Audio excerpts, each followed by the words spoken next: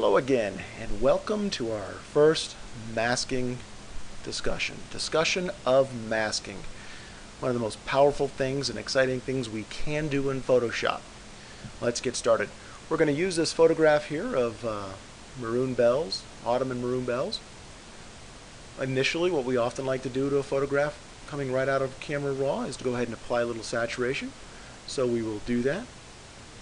We'll bring up our hue and saturation adjustment layer. Here is our layer. We'll go ahead and apply our saturation right here. We'll toggle it on and off. Seems to me like it's a little strong right here, about right in most of the image, and maybe a little too strong right here. Working with masking allows us to say, hey, I want to take a little bit of out of right here, all of it out of right here, and leave it everywhere else. That is the power of masks and working with masking.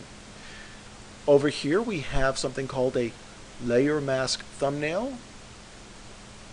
The layer mask thumbnail shows us how the effects of the layer are being applied in the image. When it is pure white, as it is here, it means that the saturation that we added, these 15 points of saturation right here, are being applied to the entire image. If we paint in a black area to the image, it would mean that that black area does not have any of this saturation being applied. If we paint in a gray area somewhere on this layer mask thumbnail, it would mean that underneath that gray area there would be some smaller amount than 15 points of saturation being applied. So let's get started and demonstrate that to you. So the way I'm looking at this image, I might like to paint some gray up in the sky here on the layer mask thumbnail in order to bring it down a little bit. Well, to get gray, let's choose black as our foreground color.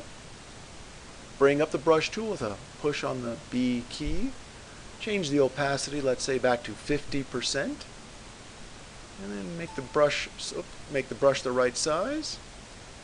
And go ahead and click and just paint on into the sky right there.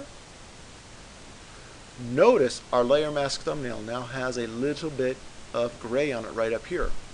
Now I think I want to take all of the color saturation out of the area right here. So I'll take my opacity and run it up to 100%. And then click and drag right through here.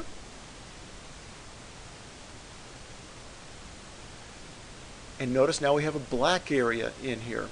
To see more accurately what's going on with the layer mask thumbnail, if we hold the Alt key down and click on the layer mask thumbnail, we can see actually the mask right here, the big preview area.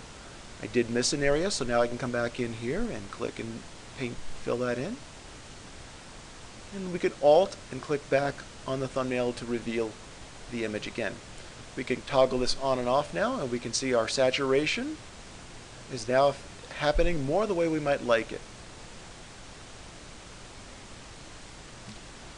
Okay, that is your introductory look at masking. We'll see you next time.